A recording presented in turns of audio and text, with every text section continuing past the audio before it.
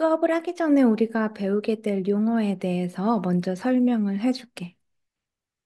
처음으로 배울 개념은 경제야. 경제. 그러니까 이코노미의 어원은 고대 그리스어 오이코노미아에서 유래했는데 이 단어는 집안 살림을 의미하는 오이코스와 그리고 관리를 뜻하는 노미아의 합성어야. 그러니까 경제라는 단어는 국가 경제, 시장 경제가 아니고 집안 살림을 관리하는 용어로 시작한 거지. 경제를 학문의 개념으로 받아들인 건 1776년에 애덤 스미스의 국부론이 등장한 이유인데, 국부론에 대해서는 잠시 후에 자세하게 설명을 해줄게. 자, 그 다음으로 경제학의 정의에 대해서 살펴볼게. 경제학은 사회가 가지고 있는 유한한 희소자원을 어떻게 관리하는지 연구하는 학문이야. 더 쉽게 얘기해 볼게. 너네 용돈 얼마 받아? 아마 많이 받는 친구도 있고 적게 받는 친구도 있을 거야. 그런데 대부분의 친구들은 많이 받든 적게 받든 상관없이 조금만 더 받았으면 좋겠다라고 생각을 할 거야. 그래서 우리는 용돈을 어떻게 하면 후회 없이 쓸 수 있을까 하고 고민을 하는데 이렇게 고민하는 학문을 경제학이라고 할 수 있어. 우리가 받는 용돈이 정해져 있듯이 사회에서 있는 자원도 한정돼 있어. 그래서 이 유한한 희소 자원을 어떻게 효율적으로 배분할지, 어떻게 배분해서 상품을 만들고 나누고 또 소비할지를 연구하는 학문을 경제학이라고 할 수 있어. 자, 마지막으로 자본주의는 뭘까? 자본주의 개념은 한 문장으로 정의하기는 좀 어려워. 그래서 교과서에 나와 있는 개념으로 얘기를 해줄게. 자본주의는 사유재산 제도를 바탕으로 시장에서의 자유로운 경쟁을 통해 생산, 교환, 분배, 소비가 이루어지는 경제체제를 말한다라고 하고 있어. 자, 이렇게 얘기하니까 더 어렵지. 그래서 이제 너희가 자본주의에 대해서 더 잘 이해하기 위해서 오늘은 자본주의의 변천 과정에 대해 살펴볼 거야. 자, 준비됐지? 자본주의를 시대별로 구분해 보면 16세기의 상업 자본주의부터 시작해서 산업 자본주의, 수정 자본주의, 신자유주의로 나뉘어. 먼저 상업 자본주의부터 알아보자. 자, 아까 학문으로서의 경제학은 애덤 스미스의 국부론이 등장한 이후에 생겼다고 했지. 이 국부론이 등장하기 전에도 중상주의라는 개념이 있었어.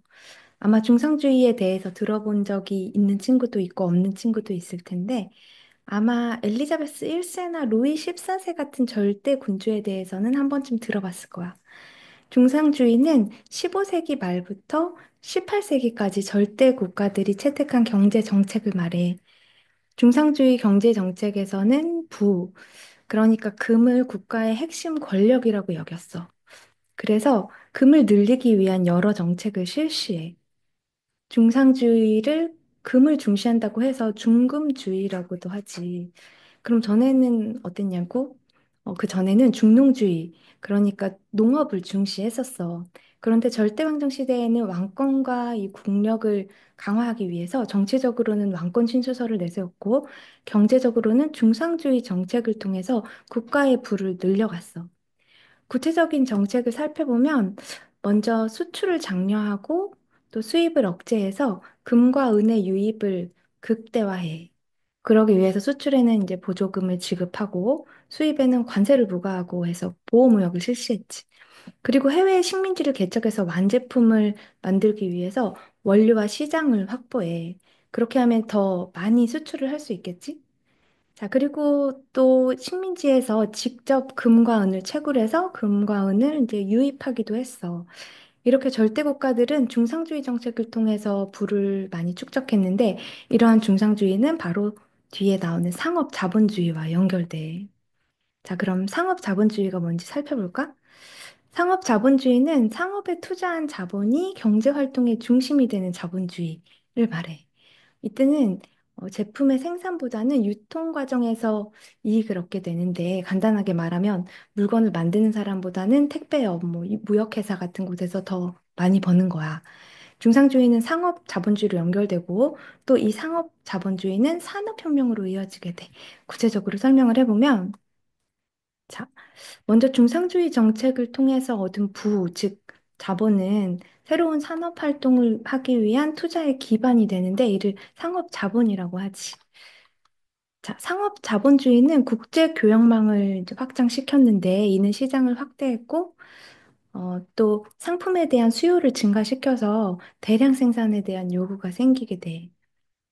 자, 상업 자본은 이러한 변화에 따라 기계, 공장, 운송, 인프라 등에 사용되어서 기술 개발을 촉진시켰는데 이는 이제 산업혁명으로 이어지지.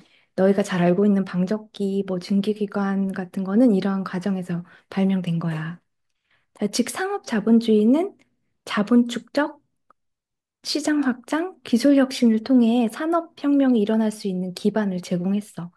그래서 대량 생산과 공장제 시스템을 중심으로 하는 산업 자본주의로 발전되었지. 자, 너희가 상업과 산업을 좀 구분해야 되는데, 상업은 이제 물건을 사고 파는 상인에서 나온 거고, 산업은 너희가 알듯이 이제 대량 생산이나 증기기관을 발명한 거를 산업혁명이라고 하지. 자, 이 부분 좀 구분을 해보자. 자, 애덤 스미스는 이 시기에 국부론이라는 책을 썼어. 이때 등장한 산업 자본주의를 방임주의 또는 고전주의라고도 하지. 국부론에서는 보이지 않는 손에 대해서 설명을 하는데 간단하게 말하면 시장이 보이지 않는 손에 의해 다 알아서 하니까 정부는 개입하지 말아라. 시장을 그냥 내버려 두면 스스로 효율을 달성한다라는 얘기야. 아담 스미스는 이 책에서 유명한 예화를 들었는데 우리가 아침마다 빵집에서 맛있고 싼 빵을 먹을 수 있는 이유는 빵집 사장님의 이타심, 그러니까 착한 마음 때문이 아니라 이기심 때문이라고 해. 좀 더 구체적으로 설명을 해볼게. 내가 빵을 파는 사람이라고 가정을 해보자. 나는 1,000원에 빵을 팔고 있었어. 그런데 옆에 갑자기 빵집이 새로 생긴 거야. 거기 사장님은 이제 800원에 나랑 똑같은 품질의 빵을 파는 거야. What? 그럼 사람들이 다 거기로 가겠지. 그래서 나는 어쩔 수 없이 빵을 700원으로 빵값을 내렸어. 그랬더니 사람들이 다시 우리 빵집으로 오게 되는 거야. 이런 식으로 이제 서로 막 가격 경쟁을 하다가 결국 빵값이 500원까지 내렸어. 근데 이제 더 내리면 더 이상 남는 게 없으니까 500원에서 빵값이 결정되는 거야. 자, 그러면 이 가격을 소비자 입장에서 한번 볼까? 소비자는 품질도 좋으면서 싼 빵을 맛있게 먹을 수 있게 되는 거야. 그럼 빵값을 내린 게 내가 착해서 그런 걸까? 사장이 착해서 그런 걸까? 아니지. 그거는 나도 살아남으려고 하게 된 거잖아. 즉, 이기심에서 그렇게 한 거지. 내가 그 사장이 이익을 추구하는 과정에서 의도하지 않았는데 사회 전체의 부와 복지를 증진시킨 거야. 고전주의에서는 이제 이 보이지 않는 손 외에 정말 유명한 법칙이 있는데 세이의 법칙이라는 거야. 세이의 법칙은 공급이 수요를 창출한다는 이야기인데 일단 공급자가 상품을 만들기만 하면 다 팔린다는 거야. 그래서 경제는 항상 완전 고용 상태에 있게 되지. 자, 이 그래프를 보면 공급 곡선과 수요 곡선이 만나는 점에서 균형 가격과 균형 수량이 결정되고 이 균형점에서 완전 고용 상태가 달성되는 거야. 산업자본주의에서 이 정부는 이제 작은 정부 야경 국가라고 하는데 이건 정부가 국방 치안 유지와 같은 최소한의 기능만 하고 또 경제에 대한 거는 시장의 자율에 맡기게 돼야 된다라고 하는 거지. 자, 그래서 좀 복잡하지만 이를 한 문장으로 요약을 해보면 자, 산업 자본주의에서 기업이나 개인이 자유롭게 경쟁을 하면 시장에서 가격과 수요 공급량이 스스로 조정되고 경제는 자연스럽게 균형을 이루게 된다는 거야. 그래서 이를 보이지 않는 손이라고 하는 거지. 자, 그러면 시장은 아담 스미스의 말처럼 정말 자유롭게 놔두고 전혀 개입을 안 해도 정말 문제가 없었을까? 현실은 그렇지 않았어. 그럼 자본주의가 어떻게 수정되었는지 수정 자본주의로 넘어가 보자.